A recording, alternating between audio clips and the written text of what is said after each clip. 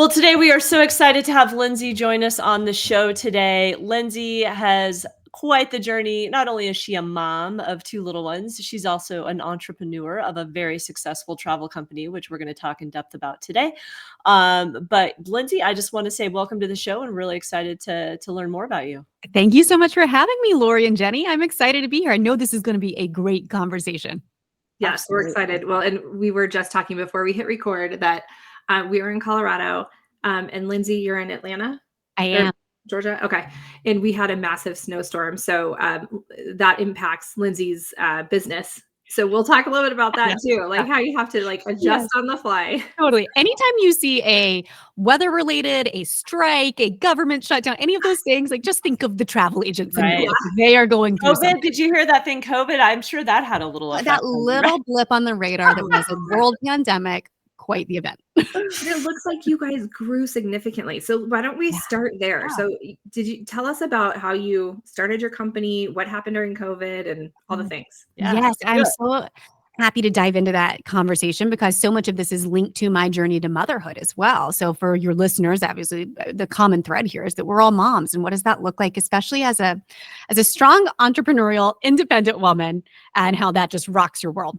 So I started my business. I actually accidentally walked into a travel agency for a brochure and I walked out with the job. So I was 19 years old. I started learning the ropes. I looked around and realized there weren't a lot of other 19-year-olds that were in the travel agent industry. And I just started seeing ways that I could innovate and do it better and bring a fresh perspective to the clients, to the end travelers, as well as to fellow travel advisors. So I started building this company around that. We are officially 10 years old as of this year. Yay. Congratulations. Yeah, thank you. It has been a really fun, wild ride. With the highlight of that ride being the fact that you guys just touched on, right? A world pandemic shook us to the core, as it did so many others in so many other industries. But when flights are grounded, it's very hard to plan travel. So. Yeah. So we had quite the interruption. Interestingly enough, that interruption occurred March of 2020 when I was 5 months pregnant with my first child. So all of that happened at the same time that you're having this, real reckoning of how, for me, I had linked my identity to success and then the identity shift that occurs when you become a mom, right? So much of my journey had to do with what it looked like to kind of peel back the layers of who am I at my core and who do I want to show up as, especially to this little girl that I get to become a model for. Yeah, that's awesome. So I want to go even further back. So let's talk about travel. And I am a huge travel lover. I know Jenny is also. And so when did your love of travel spark? Was it a trip? Was it, some family trip? Was it an independent, backpacking trip? I'm really curious, where that passion started. Yeah, it's really funny. I grew up in a very entrepreneurial family. And for a very short stint of time, a couple of years when I was probably 6 to 8 years old, my parents owned a cruise agency. My dad was trying to plan a cruise. He couldn't get anyone to call him back. And he said, you know what? I'm going to go on this cruise. I'm going to come back. I'm going to open a shop that helps people plan cruises. And so they did that for a couple of years. And I grew up cruising. I had no idea that it was not normal. That was not everyone's family vacation. And I was platinum Royal Caribbean, but the time I was 13, I had no idea that wasn't normal, to the point, you guys, this is very funny now. I didn't think you could travel any other way. I didn't know people flew and stayed in places. I thought they just cruised there. Yeah. So that was my normal. Oh my gosh, I love it. Very So did you have any, I have to ask because I've been on one cruise and it was years ago and we did have a blast, but I have not gone on another one because you hear all the horror stories, right?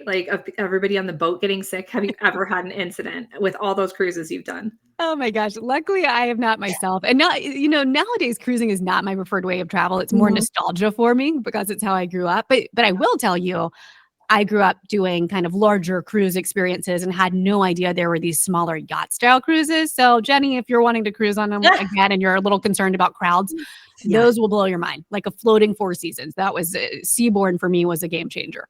That's awesome. And I've heard, what's the one? It's Viking. I've heard Viking river cruises are amazing. So yeah, I'm like, okay, I can open my mind to that. Yes. Okay. So cruising, you kind of obviously got, your world got opened up to seeing different places. And so as you got older, Was that kind of already just in you where you're like, I want to help other people get to see all these amazing places in the world? How do I do that? Like, what can I do to contribute to, showing people there's more outside of their own, comfort zone? Yeah. I quickly learned that when I walked into that agency at 19 and got offered a job. And it was funny, I was standing in the agency going, well, who sells travel for a living? And they're like, hello, you're in a travel agency. So most people don't realize that's still a viable profession. And as I got into it, I really realized that the true honor is we're getting to steward these memories, right? Like people are coming to us and saying, hey, I've got this idea in the back of my head and I don't want to get it wrong. How can I make sure that this is an unforgettable experience? So yes, exactly what you just asked. We're making sure that those things come to life in really special ways. Well, Lindsay, it's really interesting you say that, with the world of like making travel so accessible at our fingertips, like we can go and plan our own trips, but it's overwhelming, right? Like, Mhm. we have a trip coming up to Italy and we recently were lucky enough to go to New Zealand and Fiji and all this fun stuff. But, I love planning, but a lot of people don't, right? Mhm. And even if you do, it gets overwhelming, especially where there's so many accommodations and so many places to go and see and such a limited amount of time we have with our travel. It's hard to just, like, narrow it down. So I'm assuming you've really taken that stress off people's shoulders when they come to you and say, "I wanna do this, and these are the memories I wanna have." Then you Yeah. guys take over, right? Exactly, exactly. And for some people, maybe just a run-of-the-mill trip is okay to plan on your own. But if it's a really milestone event, Yeah. especially, and we have clients who run the gamut, who say, we just want to do the big trips through you. We like planning ourselves. And then others who say, all right, now I'm addicted. I never want to have to spend another minute researching my own vacations. So it depends on kind of the client preference because I'm with you. I enjoy planning, right? Yeah. Obviously, it's what I did for a Yeah. living It's good before you're I in this stepped into the business. CEO role. Yes, yes. But we have kind of a mix of those individuals who enjoy it or who just say, want to say hands off, I want someone else to deal with it. But I think what's interesting for even for those who enjoy it, one, you don't know what you don't know. And so Mhm. you might overlook something when you're researching. You're kind of the closest to the source of who you are and what you like, which sometimes means you overlook how to match yourself with that particular destination or hotel type or cruise type. So having kind of an unbiased third party who's getting to know you, your partner, your kids, everyone Yeah. that's traveling and saying, all right, this is going to be a home run for everyone involved. And then on the flip side, because we live, eat, and breathe travel, we're making connections through all of those hotels, cruise lines, tour companies. And so if you're going to, the St. Regis, and we've recently had dinner with the GM from 3 of their properties, and you're going to several of them throughout Europe, like we can instantly make the connections that we've been forming on the back end to say, make sure you're going to take care of this client, right? Like they're coming in, by the way, they're allergic to this particular, type of amenity. So make sure they don't have that. Make sure they have red wine waiting for them. It's their favorite, like Mhm. whatever it is that kind of The extras. customizes it and elevates it. Yeah, the special touch. I love Yeah. that. So I'm totally the opposite. I do not like to plan. I'm like, just tell me where to be. And here's the things I like to do, and I'm good just showing up and going Yeah. along for the ride. So you're speaking my language. What and we might be jumping ahead a little bit, but I'm super curious because you started this, 10 years ago, Mhm. and technology has changed so significantly. Not even just like people able to plan their own trips, but even how you market to people, how you find your Mhm. clients. Mhm. How has that impacted your business, and what do you like about it, not like about it, all that kind of stuff? Yeah. It's a good question because so we specialize in 4 and 5-star vacations, Mhm. and that kind of puts it more in the luxury sector, which means that oftentimes our absolute best marketing is referrals. It's individuals coming back from their trip, telling their friends, "Hey, I use this travel advisor. They got it so right. I want to make sure you never get your trip wrong either, and so you got to call her next time." Yeah. So a lot of that hasn't changed. I will say as the company's grown and we've got about 80 team members now. We landed on the Inc. 5000 list last year, so we're growing really thoughtfully and with such cool momentum. Now, of course, we're investing in some marketing that's more paid, but we're referral and word of mouth has not changed. That's always going to be the way that we, impact the most clients, I think. Yeah. Yeah, for sure. I love that you say that because, back in the day, when I owned fitness studios, it was kind of the same thing, right? Like, Mhm. yes, you have to do some marketing, but at the end of the day, people are coming to you because of the wonderful, kind things that people are saying about your services. Yeah. And I assume dealing with a little bit higher end, you might typically be dealing with a little bit older segment of the population that potentially, not to say that you're not Mhm. catering to all people of all ages, but maybe people that aren't on Instagram, that Mhm. aren't, looking you up on Facebook, but are really talking to those friends at those social events that are like, oh man, this trip was amazing. Yeah, yeah. You'd be surprised. We've got, to your point, we have all ages. The majority of our travelers are on the younger side. Really? Really? Yeah, it's an interesting thing, kind of the like the millennial generation or so that Yeah. is very addicted to, we call it the I know a guy behavior, right? Like they pick up, they're like, wait, I know a guy for that. I know someone that can do this for me. I know, like right? We love outsourcing everything, like Yeah. call an Uber, do it, whatever. So I Oh, think just having a travel advisor in their Rolodex, to use a very outdated term, is something that all ages have started appreciating. yeah. No, that makes sense, Yeah. right? Like that's what the age they live in where Yeah. there was no Uber when we wanted Yeah. And to. travel is so accessible now. You know what I mean? Like, Yeah. I don't know. When I was a kid, we did so many road trips. Like, we didn't do like big giant vacations and things like that. And so my kids have been able to, grow up and do Hawaii and stuff like that. Like, we didn't do that stuff until I was in my late teens, early 20s. Yeah. And yeah, I mean, ours were camping trips and things like that. But now it's just, they see so much more of the world. They see these places Mhm. and they want to go and they make it happen. Yeah, yeah, it's so special. But I mean, with that accessibility also comes, I think, and Lori made the point earlier, like overwhelm. There's almost too much information. You can get to anywhere. Just you might want to make sure you're going to the right airport when you're flying into that place. Like Totally. there's just too much to learn on your own if this is not your full-time job. There's easier ways, or there's more ways to make mistakes. I recall an opportunity that we were going on a trip and I misspelled my husband's name. Oh, yeah. It's Okay, Jeffrey, and that's a I spelled it nightmare. wrong. Yeah, it was a pain in the ass to Yes, fix. correct.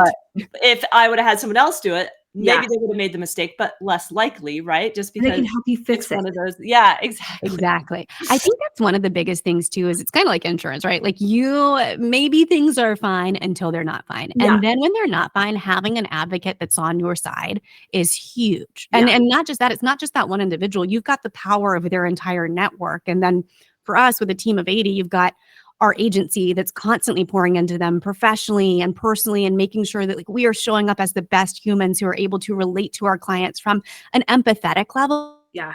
and from an authority level. So you've got a real well-rounded, wonderful human who's your advocate. And that's Yeah. really important. Yeah, that's For awesome. sure. We had the one cruise I did, it was years and years ago. So it was before 9/11, and it was in the Bahamas, and I was supposed to have my birth certificate. I don't think I even needed a passport. And I Mhm. forgot it at home. We were in Florida. My mom had to it was like, I mean, fax it over, like totally ridiculous, but it all worked out and it was fine. Like now I can't even imagine them saying, "Oh yeah, just fax it to us. It'll be good." Correct. That would definitely not fly these days. Yeah. We would not be on that cruise. Not be on that cruise. And not a whole lot an agent can do with that situation either, right? Like there's only Totally.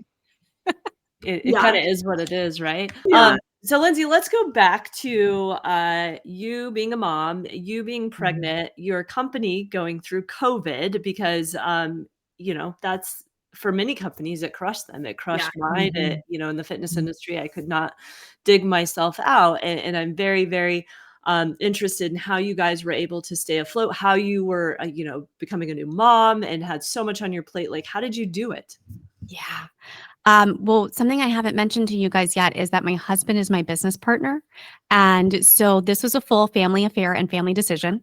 Yeah. Also meant all eggs were in one basket. So the panic button looked a lot brighter and redder at the time, right? Of, oh my God, this is our only income. Mhm. And we were actually in the middle of purchasing a home too. We had a home under contract. And so we had to make some very difficult decisions. First of all, being, do we keep our home or do we keep our business? Yeah. And we knew when we made that decision of we're going to keep our business, we're doing that because we could see the long-term potential that the industry is going to come back one day. Now it's a game of chicken. Can we outlast with what we have in our savings to actually come back stronger?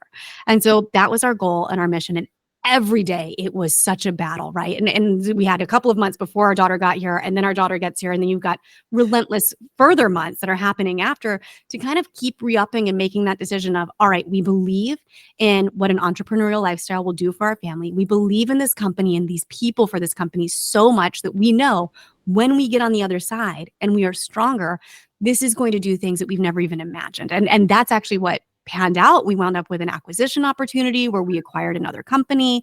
We were able to grow organically because individuals saw not only us keeping our lights on, but we were putting out positive messaging. We were putting out being a beacon. That was our mission during this time. So we attracted, I think, the right individuals to us, not just from a client perspective, but from team members as well, because of the mission that we decided to stay true with. So you had a North Star and you just followed it. Yeah. I love that because there's so many things that can distract you, and the panic is real, right? And I did read that your husband is your business partner, and that was one of the things I wanted to ask you. How do you not kill each other? Yeah, right? how do you Especially going not? through Because all I of that. don't even know. I kind of worked with my Yes. husband before, and I was like, this Most people have that reaction. So I Yeah. would say you guys are the normal ones. Maybe we are not. We actually started working together the week that we got married. We decided let's be young and dumb and not know any better. So if that shows you the kind of decision makers we are, I don't know if that's helpful or not. But no, we really thought through it because I was like, well, this could tank everything, right? Like working together could wreck both the business and our personal lives. And so it has been a really intentional journey. And I would say the two of us we're over communicators in the way that we talk with one another. And there were really trying times, especially during that time of hardship. Like nothing will show you your own flaws and your partner's flaws like a time of hardship, right? Like success can cover up a lot of a lot of stupid decisions, but hardship will show you when you're making them. So I think that was actually the best thing that could have happened to us, though, because it really taught us what our lanes were and how we can respect what each of us brings to the table. And we noticed this is true of marriage and of parenting and of business partnership, but the times that I was at a 10%, he was at a 90. So we're making 100, right? We're never 50-50. The times that I am at a 90, he's usually at a 10. So we're able to really step in and lift up one another. And that partnership has been just a really, really beautiful thing since we've learned that cadence of professional respect.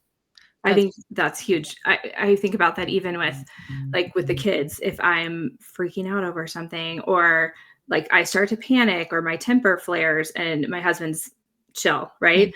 And if he's panicking, then it's almost like, I have to be there. Somebody has to trade, right? Yeah. I mean, Someone has to be the adult today. Exactly. Somebody's got to keep their shit together because the other person has to. God bless my husband. It's usually him. It sounds a lot like you, Jenny. Like my husband is very stable. Doesn't get emotional. Doesn't get riled up. Me, on the other hand. Well, and then when my husband does get fired up, I'm like, holy shit, something must be maybe wrong. Yeah. And now I need to behave. Yeah, exactly. So COVID happens. You're getting through it. Obviously, the light at the end of the tunnel. You start to see it as we come out of COVID. And now I can only imagine that you guys are just thriving. I mean, everybody wants to travel, right? The industry is now probably better than it's ever been. I mean, how nice is it to sit back and say, thank God? Take a breath, right? Right. Well, and what's interesting is I would say it's a breath of relief in that, yay, we survived and now we're thriving. It is not a breath of relaxation, that's for sure, because now you've got the issue of supply and demand, right? Way more demand than there is supply, both in terms of talent and the travel advisor side, as well as actual inventory. Like so many people are traveling. We're talking about hotels getting booked up very far in advance or just commanding the highest rates we've ever seen, and they're sticking to them. So the travel industry these days looks like a totally different landscape. And that's why professionals are there to navigate that. Yeah, no, that makes sense. It's like you finish one challenge and you get more, right? Like problems. Life. Yes. It's a large reason that we launched a podcast this year called Who Made You the Boss? And the thought would be, well, shouldn't that be about travel, right? Like you're a travel agency. And we decided, no, we pour so much into personal and professional development that we want to have conversations outside of the travel industry to make it more known that travel agents even exist, because that is such a huge part of the travel agent world. Most people think that the industry went under because of the internet, right? And it's actually more viable and thriving than it ever has been before, thanks to COVID. Yeah. And when the older I get, like the busier I am, I need somebody to lean on for that stuff, you know? And so it's funny, like you go through this phase, I think when you're younger and you're like, I can plan it all myself. And now I'm like, I know, Laura, you love it, but I'm like, I just don't have the energy to do it. And to your point, I'm like, if I could make a pretty big mistake. And then, Mhm. I mean, you figure it out, Mhm. right? But it could ruin your whole experience. Like, spell your Yes. husband's name wrong? No. Yeah, Yes. yeah, There yeah. is a lot at stake. I find that more in life too. The older that I get, and I think motherhood has taught me this a lot, the more I'm learning to kind of loosen my grip on control. Yeah. And whether that is delegating a professional service or as an entrepreneur, if that's delegating tasks that I otherwise was becoming the bottleneck on, or even in terms of childcare and in help with my family, right? I have two little girls now and I'm running a business. I'm the host of a podcast. I want to be able to breathe at some point. Like, Yes. there are points where you have to make those decisions of, all right, what does this look like in my life right now? Because I can't be a full-time stay-at-home mom like my mom was. So what does that need to look like to where I still am able to pour into my kids and be the role that no one else can replace, which is mom, but also model for them that you can pursue your dreams and you can make an impact as a woman and as a mother. So it's really important, I think, to, as we're talking about like delegating travel, like that's just Yes. one little thing that could be taking you away from your family and from your most important role. Yeah, and if it's not something you love, like if you love it, do it. That's great. Yes. If it gives you energy, but there's certain things I'm like, I don't love that. And I'm okay handing that off. But Yeah. you were talking about delegation, so it weaves perfectly into how do you take care of yourself? So obviously, like you're pulled at all different directions. I mean, you've got littles. So Mhm. I don't know. Did we already say how old your kiddos are? We said it I don't, before. if we didn't, I Yeah. have a 3.5-year-old and my little baby will be 1 this week. And I don't know when we're recording, but like, it is out of the newborn phase and about to enter into the toddler years again. Yes. Yes. So, I mean, how do you care for yourself and how do you take that time to make Mm. sure that you guys can recover from the crazy? Yeah, I do really think self-care is so important, and Yeah. this is something that I learned the first time around. I actually had a pretty wild experience the first time around where I struggled a lot with postpartum. I wound up on a medication, and that medication actually caused a seizure. And for 6 months, I could not drive. So I had an 18-month-old without the ability to drive. We didn't have childcare at that point. I mean, like we had family, thankfully, that helped. But I learned during a season of just relentless being on, because then that caused more problems, right? That caused more depression, that caused more issues, that you have got to take the time to step back and care for yourself, that you cannot let that suffer, because then you can't be a great mother. And I certainly couldn't be a great mother. I certainly couldn't be a great leader during that time Yeah. because I was trying to recover from everything, and I had no way to escape, right? I couldn't even drive myself somewhere. So I Yeah. learned a lot of important lessons on how to show up, how to have hope in spite of the outcome, and what kind of a good daily routine looks like. And so for me, I'm a big believer in yoga, prayer, meditation, all of the mindfulness journey that is self-help, but also in finding like what is your unique strength and what really brings you to life. And so for me, it's creating. I am a creative through and through. It's why I launched a business, because I was able to create something from nothing. I like creating jobs from nothing, stimulating the economy in that way. But I Yeah. also love writing. I love speaking. I love all of the things that go along with that creative muscle. And for a long time, I had been really pulled into the weeds of my business. Mhm. And that was just sucking me dry, right? So I wasn't able to spend time creating. And luckily, with Jeremy coming in, he now sits as our COO. He's running the day to day. That frees me up to do these creative endeavors, like launching the podcast, like Yeah. putting more work into the world about our professional identities. That's a really important topic to me. So I find now a much more, and I think balance is a total myth, right? But a Right. much more balanced life. I'll use it in that Yeah. way. A much more balanced life, because if I do have time to myself, I'm hyper specific about using that time to create, which is what really brings me to life. So, And are Lindsay, you I was gonna ask real quick, sorry, to interrupt Jenny, but so are you a very scheduled person? It sounds like you're very, like, you obviously being very busy. I mean, do you kind of, talking about your creativity and doing a podcast, I mean, are those just kind of stacked in your day, or are you more like, "Oh, I'll fit it in when I can," but you seem like you're very Yeah, scheduled. I think you have to schedule personally, because if you try to just fit it in, it will fall to the wayside. No, Mhm. I don't schedule every minute of that creativity. This minute, I need to be thinking about this topic. I'll schedule like a 2-hour time block. I've found that my brain works best if I have a nice 2-hour chunk of this is what I'm going to be using to create, to pursue that creative endeavor. And then a little bit of more of a flow state can happen.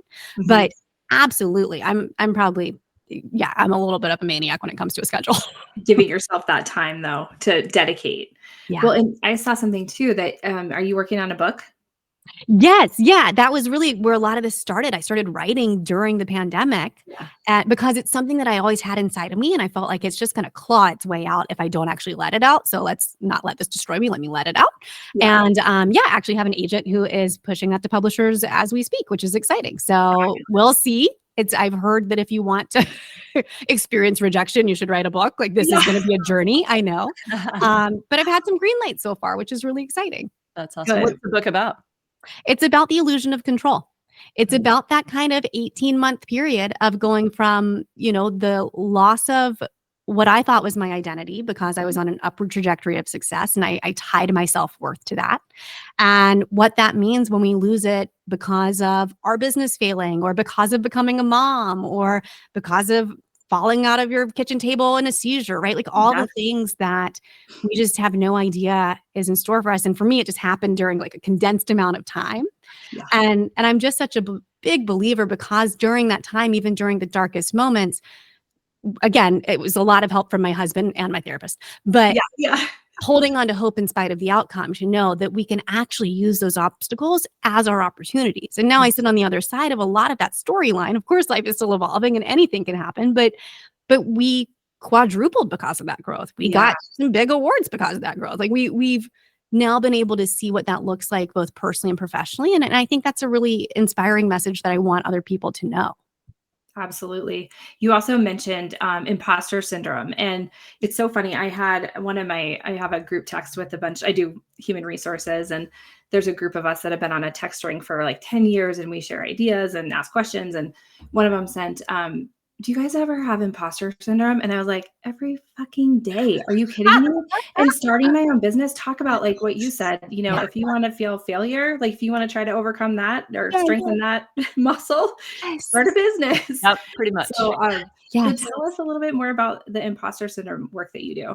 So this is literally the reason that I named the podcast, Who Made You the Boss? This is the question that I look in the mirror with my shirt on backwards and I'm like, who's listening to me? Like, who did this? Because I feel like we all struggle with it. I'm so grateful that you guys admit it too. And I think when asked pointedly, we're willing to admit it. But a lot of times we're not raising the topic in advance. And I think it's really important to kind of raise our hands and say to others, hey, this is normal. Here are ways to get out of it. And actually, the more successful you become, the more you'll probably experience this. Because like, every day you're going to wake up and hopefully your company's growing and you're going to own a company that's a little bit bigger than it was the day before. And you haven't ran a company that size. So you're probably going to have the moment where someone's like, well, who the hell are you to do it? So I think it's really important that we just acknowledge that. That is what I talk about so much on my podcast and on my social media, because I saw this within my team, right? Like I have a team of wonderful individuals who serve on our leadership team. And then the rest of the team is travel advisors. Mm-hmm. And most of them are their own business owners. And so we were seeing this kind of time and time again where, well, I don't really want to charge for my service because it's really scary and it's like, well, wait a minute. There's a whole bunch of psychological stuff we've got to unpack here between what you're tying your self-worth to your service and what's telling you are not worth it. Just so much that we struggle with. It just made it abundantly clear that this is probably something we all go through, whether we're entrepreneurs or we're service-based professionals or we're simply a human. Just moms, right? Just moms. Yeah. Gosh, who knows how to raise these kids? Who gave me this child? Give me this Supposed to child. take care I'm of not it. equipped. Yes. Yeah. Yeah. No, I love that. And the pricing thing, my business partner, we started an HR consultancy a year ago, and we have decided that our biggest challenge is actually pricing accordingly, because we struggle every time. We're like, is it going to get any easier? Is it going to get any easier? Yeah. So yeah, that's tough. I think so. I had a really terrible boss, so I don't like to credit him for this, but he used to say, don't apologize for making a profit. And for whatever reason, out of all the horrible things he would say, like he was like a very abusive man, like not a good human. Out of all the horrible things he would say, for some reason, that one though, sometimes is encouraging, where I remember that like, well, don't apologize for making a profit. Like you've got to be able to price accordingly to keep up with demand and to actually, make this a viable business. But I think especially as women, we really get in our heads about that. Yeah. And believing in what we do and believing in ourselves and our capabilities, right? I think a lot of the time too, like even looking back at the fitness industry, you see, you're trying to stay on par to what everybody else is charging. And at the end of the day, you're like, but I'm better. we're just better, Mm. so we Ah, should charge more, but you struggle with that, right? Because yes. there's like, well, are people still gonna come? Yeah, they're still gonna come because The they right love people you. will. Yeah. Right. Good for Uh, you for finding the confidence to say I'm better, right? That alone is something that you I struggle with. know. Right, and we But were better. if you're yes, but if you're growing, you're gonna bump up against that. I'm Mhm. not equipped to do this. Yeah. Your point about giving credit to that boss. I don't know if either of you watched the Oscars, but Billie Eilish won an Oscar, and she credited her choir teachers. And she credited one of them. She's like, "You were such a great teacher. Thank you so much." And then she she said about the other one, she goes, whatever the name was. And she's like, "You didn't like me, but you are a really good teacher." And I just thought that was so Oh, interesting that's 'cause such it's a like good burn. sometimes assholes can teach you the best lessons. Yes. It's the school of hard knocks. I think it's really important. Right. Yeah. So it's just cute. So Lindsay, I do have a question. So working with your husband, I go back to this because I'm fascinated, right? Anybody that can work with their husband. Speak for a friend. So how do you guys disconnect and have a relationship like separate from work, or do you? Like, how do you like do how do you go out to dinner and not let work consume your conversations? Or maybe you can't. I don't know. No, it is a constant act of holding that tension, and sometimes it's okay over dinner to talk about work. We try Mhm. not to do it when the kids are around. I think what's really important, something that's helped us, here's a tip that if anyone else works with their partner, you can implement this now. Yes. It's really important to figure out, so we call them home Lindsay and work Lindsay, home Yeah. Jeremy and work Jeremy, right? Like these are actually 4 different people. These are home Yeah. Lindsay and work Lindsay are not the same person. And so very quickly we realized that like work Lindsay and work Jeremy are not disgustingly in love like home Lindsay and home Jeremy are. And so how do like they show up and navigate the world together? And so when we're talking about things at dinner, there are times where we have to actually say, and we don't call them home Lindsay, we actually call them wife Lindsay and husband Jeremy, like right, like these are the real titles. Yeah. And there are times that we have to say like, okay, do I need the work version of you to show up, or do I need my husband version of you to show up to this conversation? And we sound probably like psychopaths if you're like listening in on this conversation. But it I think it's actually healthy. works. Yes, it's over communicating to Yeah. say, this is what I need right now. I just need a vent. I don't need you to solve this as my business partner. Like, I just Right. need to tell you why I'm really annoyed that this customer said this, Mhm. whatever that looks like. Yeah. But if we don't identify that at the beginning of the conversation, then it does become kind of like a toxic swirl of Right. like, this is all our lives have become. It's just work Yeah. conversation, right? Like it's important, I think, to draw those lines. Yeah. And I like your approach. I've heard the tactic of, if you're on date night, don't talk about work, don't talk about the kids. I'm like, but I don't feel like that's realistic. Yeah. Like you're talking, it's scripted. Like you're talking about Yes. whatever's going on in life. Yes. But I do think that it's important to say, here's what I need from you right now. Mhm. And it sounds like you guys have done a really good job of that. Thanks. Yeah. I mean, it's a daily learning, right? Like, please don't think that we've got it down to a science, but this has at least been helpful. Yeah. So travel yourself. So you Mm. spend all of your days helping people travel. What about you? Do you get to actually go and do a fair amount of traveling now? Yeah. Obviously, it sounds like you meet a lot with your partners, which is great. Building relationships. So I can assume that kind of lends you getting to travel a little bit. Yeah, so it's interesting. So I was a frontline travel advisor for about 10 years. And that's like the real sweet spot career move, right? Like that is when all the hotels and destinations want you to come because you're selling to the clients and they want you to see it to be able to say, oh, I have a client for this. I know the perfect person. As an owner now, as I sit in the CEO role and we focus on the business and on scaling the business, we see a lot of the inside of conference rooms. So it's way less sexy. Yeah. But from a personal standpoint, I really try to, I don't travel nearly as much. And I think that's because of the season of life that I'm in. But I try to take opportunities where I can pour back into myself. So that question you asked earlier this year, I went to Miraval in the Berkshires, which is a wellness resort that have 3 different locations. Yes, it sounds like you're familiar. I might have to hit you up. That's on my bucket list. Jenny's like, plan it for me. Plan it for me. Yes, it was fun. I learned so much. I'm a lover of learning. I didn't expect to go and just learn so much. And then you can also just go and turn off. That's fine too. But for me, I needed that like pouring into.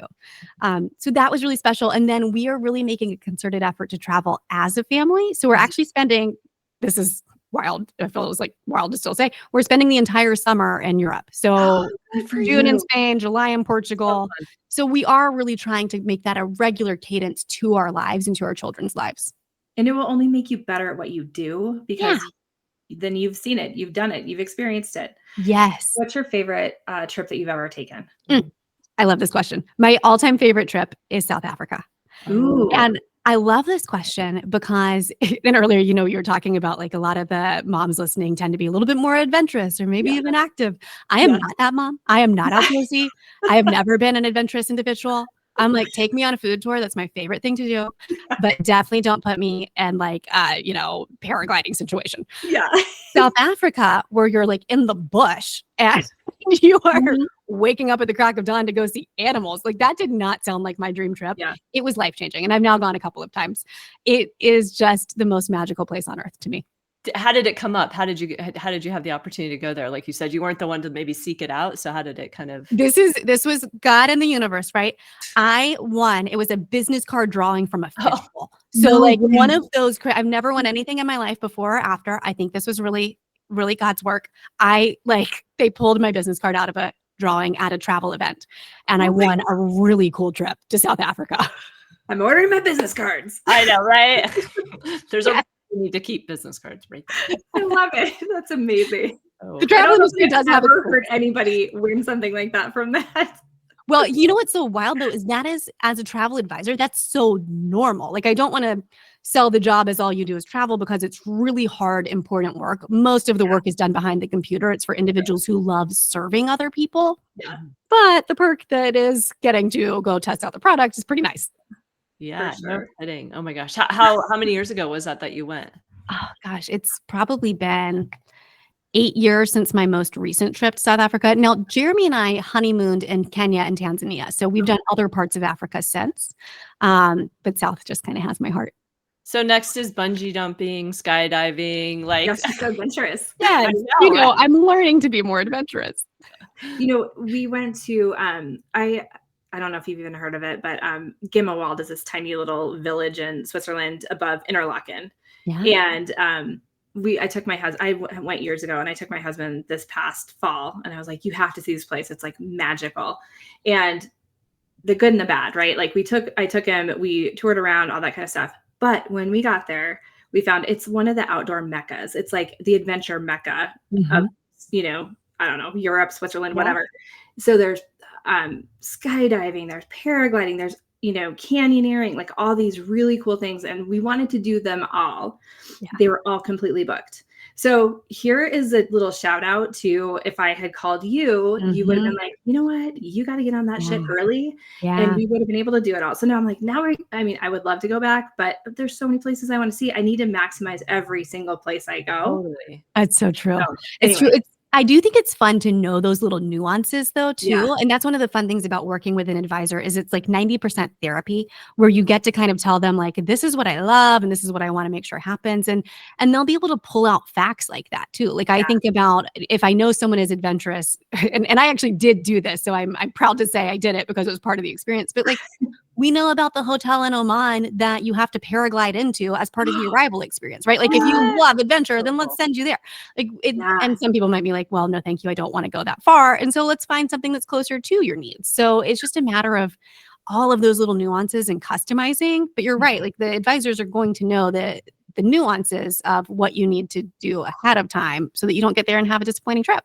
Yeah. So let's talk about your advisors. How do you get them dialed in? I mean, it sounds like they're probably constant researchers, right? I mean, how are they getting the background and the knowledge? Is it them really putting in the work online to dig all this information up?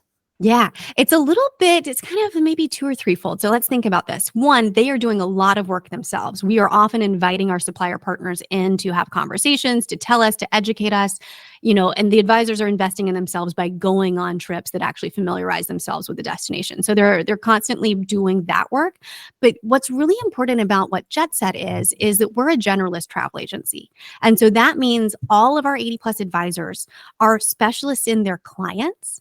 And then we have contacts all around the world for that particular destination. So we get to know what the client needs are, and then we can better say, ooh, I wonder if they've actually even thought about doing South Africa. And so even if they haven't, I know what their nuances are, what their preferences are.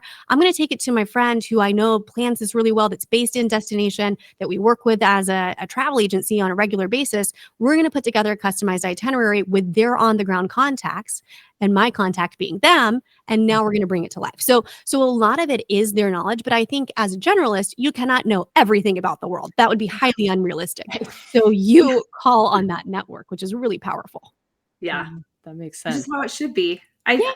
And I think that's why Lori and I really wanted to do this, is because we believe in collaboration and partnerships and the network. And I don't say network like networking, but the network and the power of all of us together making something amazing happen. I totally agree. That's awesome. So we always like to ask, a couple fun questions.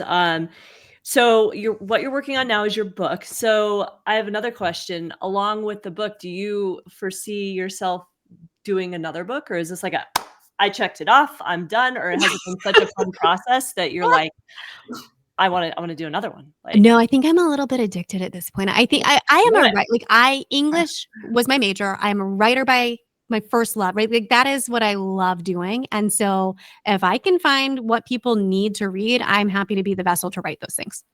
Awesome. I love that. I used to love to write. Now I feel like it's one of those things that I need to like rekindle it, right? Yeah. And The Artist's Way. I highly recommend The Artist's Way. What is it called? The Artist's Way. Have you guys done that by Julia Cameron? You know what? I've heard of it and people keep recommending it to me. And maybe this is like the billionth time. I just need to buy the fucking thing. You don't have to even be a writer. I think that it's very applicable as an entrepreneur, as any sort of creative. If you have even thought, I'm kind of creative, it's a very helpful way to pull that out of you. Thank you. All right. I'm sold. Yeah. And just to follow that up, like, what are you most excited for? Probably the launch of this podcast. I launched in January. I've mentioned it a couple of times. While I've been working on the book, the podcast was kind of like an idea of how can I tie my professional self, Lindsey, CEO at Jetset, to my personal writing and love for speaking on, all the little gremlins that get in our head as professionals. And so the result of that was this podcast. And I didn't expect to fall in love with podcasting in the way that I have. So I would say I'm most excited about that because it's a nice representation of all the work that I feel I'm on the planet to do and what Jetset is doing really well on a day-to-day basis when it comes to professional development. So it's kind of a fun intersection. Yeah. It's such a great way to get your voice heard and for us to get other people's voices heard. It's really what's so fun about it is, Jenny and I always say everyone has a story and we love sharing it. And we just hope that if you can't, relate specifically with one of our guests, we know that, everybody will enjoy hearing their journey, which I think is so important. You get to meet really cool people, right? That you otherwise would have never been in contact with. And you said you're a learner. I think we're both learners too. We're just naturally curious. And I always joke, my grandma used to get so annoyed. I'd ask a billion questions before like 7 a.m. Right.